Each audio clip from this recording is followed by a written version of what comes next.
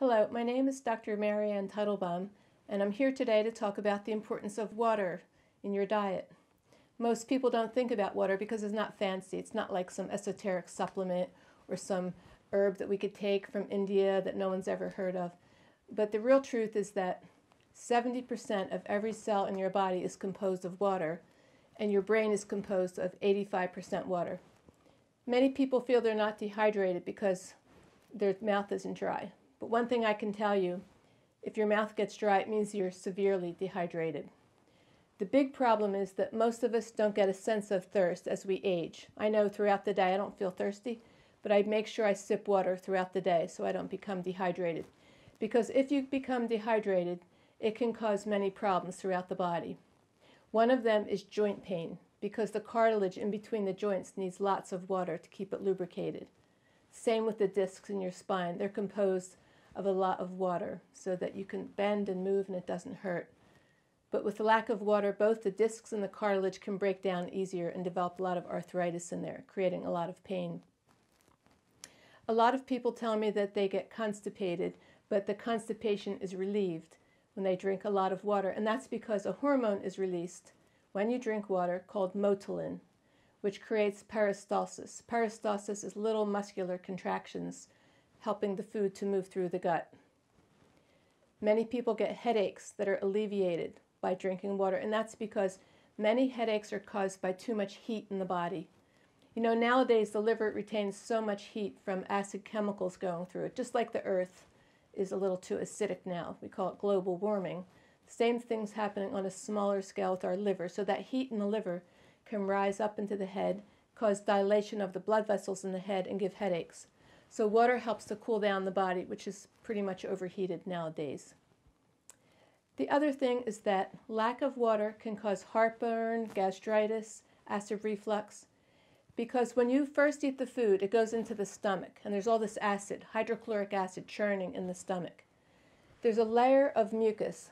The very top layer of the stomach is a mucus layer, and directly underneath that layer is a layer of water with sodium bicarbonate in it to neutralize the acids coming into it. Now, if there's less water because you're not drinking enough, that mucus layer gets less and you can burn the stomach lining. Also, when you eat the food, after the stomach churns it into a liquid acid, it squirts into the duodenum, which is the beginning of the intestines. Now, the intestinal lining doesn't have the protective barrier that the stomach has against the acids. So what happens is once the food is squirting through, the pancreas secretes a watery sodium bicarbonate solution also to alkalinize the acids as they're moving into the intestines.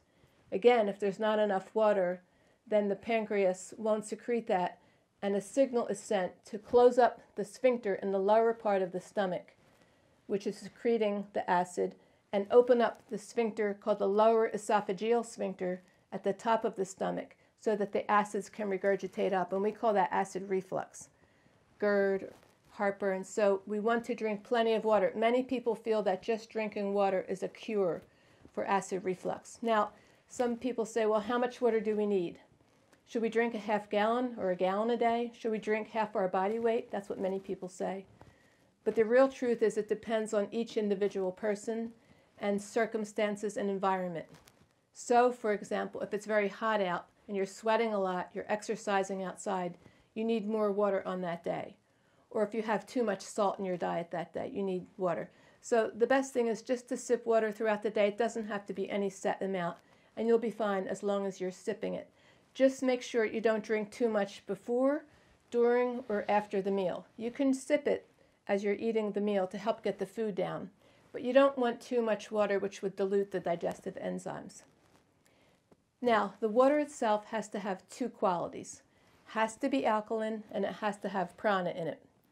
Prana is that vibration from the sun and the moon hitting the water as it flows down the mountain streams. It actually gets absorbed into the water so that when we take that into our bodies, that vibration gets imparted into our cells. And it's that vibration that gives our cells their intelligence to perform all their functions and to communicate with each other. So if you put chlorine in the tap water, it kills the prana. Even if you filter out the water or reverse osmosis it out, you can't bring the prana back to life. The other problem is the alkalinity in the water. Rainwater is alkaline when it comes to the earth, but once it goes through air pollution, it becomes acid rain. So nowadays, most of the groundwater in most of the countries, in developed countries, is acid. So there's a couple things you can do. One is if you live in pristine areas, you could drink your well water if it's nice and alkaline and there's no runoff from pesticides or air pollution. But most of us don't have that luxury. And what we recommend our patients for the best water is to have a company deliver it to you so you don't have to lug the water bottles back and forth. There's many good companies out there. It just depends on where you live as to what you can get. Some of the companies deliver in glass, like Mountain Valley comes in glass, and some other companies, if you don't like the plastic leaching. However, many of the plastic companies nowadays have BPA-free plastic, and there's less leaching from the stronger plastics into the water nowadays. So that's good to know, because so many people are afraid of drinking out of plastic. So another issue with the water is the fluoride in the water.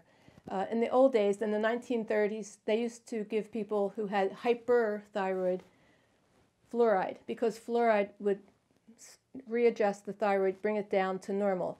The problem is it worked too well and it killed the thyroid. So they had to scrap that approach.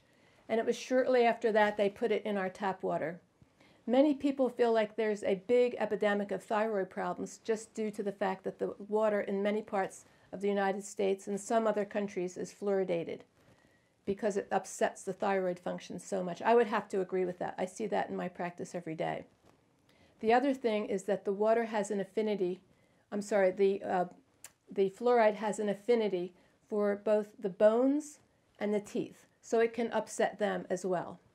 Fluoride's very hard to get out of the water. You can't boil it out, so you have to just avoid water that has fluoride. Many of the filters don't take it out because the townships want to put the fluoride in there, so most filters aren't made to take the fluoride out. The other problem with water is that, just like food, it has to be digested and assimilated into the cells. One way you could do that is to boil it. You'll see a theme emerge throughout all of Ayurveda to boil and cook the food. For instance, with the vegetables, the hard vegetable fibers have a hard time getting in your cells, but if you cook it, it absorbs in easier. Just like butter that's been simmered, that's clarified butter. That will enter the cells much easier than butter that wasn't clarified. Same with milk. You want to boil it, thin out the fats, add heat to it for it to absorb. So the same with water. If you boil it and drink it warm, it absorbs into the cells better. Now, my teacher came up with a recipe called a rehydration drink. He felt that many people drink water and it just goes right through them. And many people will tell you that. They drink it and before you know it, they have to urinate it out. So they feel like they're not getting the full benefits of the water, and they're not. So he devised this great recipe he calls Rehydration Drink. It's kind of like an Ayurvedic Gatorade. It has all the electrolytes in it. So here's the recipe. Just mix 2 cups of alkaline spring water with 1 tablespoon of chopped fresh mint leaves, 1 or 2 pinches of whole cumin seed that you toast over an open flame, dump it on your counter and crush it. Don't skip the cumin seed in this recipe because it's the cumin that delivers the water into the cells. Also, a pinch or 2 of soma salt. My teacher got us this white Himalayan salt. He didn't like the pink Himalayan one. He said that it heats the liver too much. So he calls it soma salt. And once we had it tested in a lab, we saw it had all the minerals, unlike our regular salt that doesn't have all minerals. It only has sodium chloride, which can give lots of high blood pressure as you go through life. Put 1 teaspoon of sugar, organic sugar, in there. Stir everything together and add the juice of a lime. Let it sit for about 15 minutes, strain it, and sip it slowly. This is a great recipe to have if you've had diarrhea or vomiting and you feel dehydrated. Just sip on this and it'll replenish the electrolytes. Or you could drink it anytime you've been working outside and sweating a lot. Now, one final note. Don't drink ice cold water. It puts out what we call the digestive fire. Inside we have a flame, we could call it, several flames. We have all the digestive organs contain heat, the liver, the stomach, the gallbladder, the pancreas. So when the food comes in, we're cooking it. If we drink ice cold water, it puts those flames out, so the food doesn't digest well. But also, our gallbladder is holding on to bile. The bile has fat in it. All the fat from the food that you're digesting and eating, like olive oil, ghee, milk, goes into the gallbladder. It's processing all the fat-soluble vitamins, A, D, E, and K. And it's also processing hormones like estrogen to get them out of the body. I'll eventually do one of these videos on the gallbladder so you can see what happens if the bile were to get thick, because when you drink ice cold water, just think of chicken soup when you put it in the refrigerator. The fats congeal and get very hard. The same thing happens to our bile. All those fats circulating through it every day, the bile will get thick as it sits there. And if you let it get too thick, it forms a sludge. And if you let the sludge go on too long, it can form gallstones. And then you have gallbladder disease and you have to have your gallbladder removed. So just sip room temperature water or water that was boiled and warm. So I hope you enjoyed this little video on water and that you can understand the importance of water in your diet, and you'll continue to try to sip it throughout the day. Good alkaline spring water that's loaded with prana. Take care. See you on the next video.